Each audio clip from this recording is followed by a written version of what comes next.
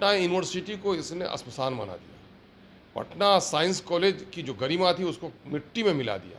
किसी के खिलाफ नहीं हो, आप पुराने शिक्षकों के लिए एक मापदंड तय कीजिए, उनकी सलाहियत को और ऊपर उठाने की कोशिश कीजिए, लेकिन ये नए नियम नए शिक्षकों पर लागू कीजिए, पुराने शिक्षकों को इससे वो कीजिए। अभी तो बगैर बैसाखी तो बिहार में चलने के लायक ही नहीं है, तो मजबूरी है बैसाखी उनकी।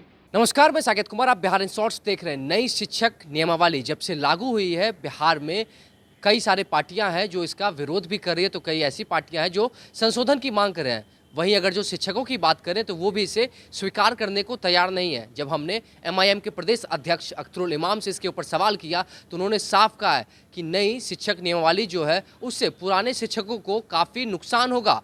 बिहार सरकार को इसके बारे में सोचना चाहिए। नई शिक्षक नीति सही है, शिक्षक के गुणवत्ता में सुधार होगा, लेकिन पुराने शिक्षकों को क्या, उनके बारे में सोचना चाहिए। सबसे पहले देखिए इस वीडियो में क्या कुछ कह रहे हैं अख्तरुल इमाम। बिहार में शिक्षा के साथ एक खिलवाड़ हो रहा है, तजर्बे का शिकार हो गया है।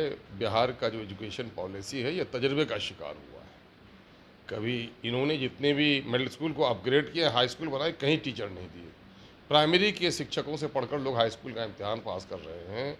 चाहे साइकिल योजना हो, चाहे किताब देने का योजना हो, चाहे पोशाक योजना हो, लोक लुभावन तो लगते हैं, लेकिन साइकिल ख़रीदने में जितना पैसा बेटियों को दिया जा रहा है उससे ज़्यादा पैसे कोचिंग सेंटर्स में लोगों को अदा करने पड़ रहे हैं।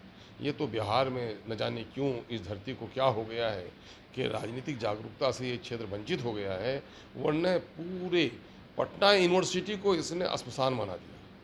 पटना साइंस कॉलेज की जो गरिमा थी उसको मिट्टी में मिला दिया, और बिहार की शिक्षा जगत को यही नीतीश कुमार जी थे का सर्टिफिकेट लाओ और नौकरी ले जाओ, और आपने शिक्षक बना दिया। तो अब उन शिक्षकों को 8 साल 10 साल पढ़ाने के नतीजे में 15 साल तक जिन लोगों ने पढ़ाया है, अब पढ़ाने की क्षमता उसमें विकसित हो गई है, उनको कह रहे हो कि बीपीएससी का एग्ज़ाम दो। मैं ये खुद पूछना चाहता हूँ माननीय मुख्यमंत्री से कि जो लोग सरकारी चाकर इनके हैं, चाहे सेक्रेटरीट के असिस्टेंट हों या बिहार पब्लिक सर्विस कमीशन के लोग हैं या यूपीएससी किए हुए ऑफिसर्स हों, क्या आज 15 साल के बाद ये यूपीएससी का इम्तिहान फिर से क्वालिफाई कर पाएंगे? क्या इनके उन सिपाहियों की बाली जो 6-6 feet high jump long jump किया है, क्या 3 फीट भी आज कूद पाएंगे? हर कोई तो तोंद लेके परेशान है, सिपाही के पीछे दौड़ नहीं पाएगा। क्या ऐसे पुलिस वालों को नौकरी से निकाल रहे हो?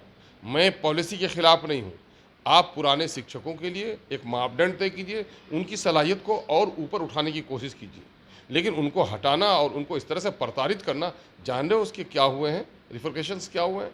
कितनी लड़कियां बेवा हो जाएंगी, कितने लोगों में डाइवोर्स हो जाएगा, कितने लोग सुसाइड कर जाएंगे। भाई आप नए टीचरों को बहाल कर रहे हो, उनसे बीपीएससी लेवल का नहीं यूपीएससी लेवल का एग्ज़ाम ले लो। लालू जी ने एक ज़माने में लिया था, बीपीएससी से कंडक्ट करवाया था, अच्छे टीचर आए थे।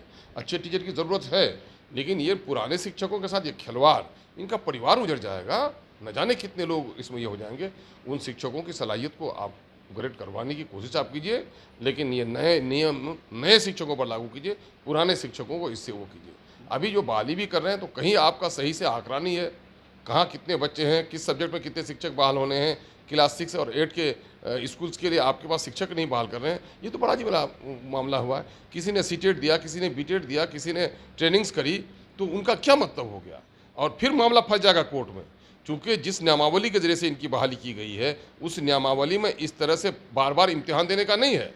तो ये सारा मामला औने पौने में जल्दबाजी में जिस तरह से इसने फैसला लिया जातिगत गणना के लिए, मामला जाके कोर्ट में फंसा है। 500 करोड़ तो इसने हाउस से सैंक्शन करवा लिया, लेकिन उसके लिए पूरी नियमावली नहीं बनवाई। फिर टीचरों के मामले में ऐसा कर रहे हैं, तो ये टीचर जब फिर चले जाएंगे कोर्ट में तो क्या बहाली हो पाएगी? इनको नए सिरे से बहाली करना चाहिए। नए लोगों के लिए जो नियम लागू कर रहे हैं, जो लोग सीटेट किए हैं, बीटेट किए हैं, जो लोग पहले से बहाल हुए हैं, उनको मत छेड़िए। आप नए सिरे से जो बहाली कीजिए, इनका सब लोगों का एडजस्टमेंट कीजिए, उसके बाद नए सिरे से आप अंतर्राष्ट्रीय स्तर का एग्जाम लीजिए। एक आखिरी सवाल रहेगा, गठबंधन में 7 दल के गठबंधन है, कई दल के लोग कह रहे हैं कि हमसे अनुमति नहीं लिया गया और अपने मन से ये जो नया शिक्षा नीति है उसको परोस दिया गया। तो ऐसे पार्टियों को खुद अपने ज़मीर में झांकना चाहिए कि उसकी क्या हैसियत है जो वहाँ पर है। इसके बाद उसकी कोई हैसियत ही नहीं है कि उसको पूछा गया। तो ये तो निर्लज्जा की बात है भाई, कि आप गठबंधन में आपको पूछता भी नहीं है तो कैसे आदमी हो भाई आप? इसके माने उस पार्टी की कोई अहमियत नहीं है, उसकी ये निकम्मा सब होगा जो सटा हुआ है। कांग्रेस के भी लोग कह रहे हैं कि संशोधन अब तो कांग्रेस को बगैर बैसाखी तो बिहार में चलने के लायक ही नहीं है, तो मजबूरी है बैसाखी उनकी, है ना। तो आपने देखा जिस तरीके से बिहार में नई शिक्षक नियमावली लागू हुई है, इसे लेकर अख्तरुल इमाम ने साफ कह दिया है कि इससे पुराने शिक्षकों को काफ़ी ज़्यादा नुकसान होगा। सरकार को उनके बारे में सोचना चाहिए। साथ ही साथ जब हमने उनसे सवाल किया कि कई ऐसी पार्टियां भी हैं जो कह रही कि हमसे इसके बारे में विचार विमर्श नहीं किया गया है, तो वो भड़क गए और कहे कि वैसी पार्टियों को फिर खुद सोचना चाहिए कि क्या वजूद है उनका। जब बिहार सरकार ने इसके बारे में उनसे राय विचार नहीं लिया तो उन्हें खुद सोचना चाहिए। साथ ही साथ उन्होंने कह दिया है कि नई शिक्षक नीति जो है वो काफ़ी सही है, सराहनीय है, लेकिन इससे नए शिक्षकों को फायदा मिलेगा, पुराने शिक्षकों को क्या। तो आप अभी सुन रहे थे MIM के प्रदेश अध्यक्ष अख्तरुल इमाम को। इस तरह की तमाम खबरों के साथ हमारे साथ बने रहे। हमारे चैनल को सब्सक्राइब नहीं किया तो सब्सक्राइब कर ले, फेसबुक पेज को लाइक करना बिल्कुल ना भूलें। धन्यवाद।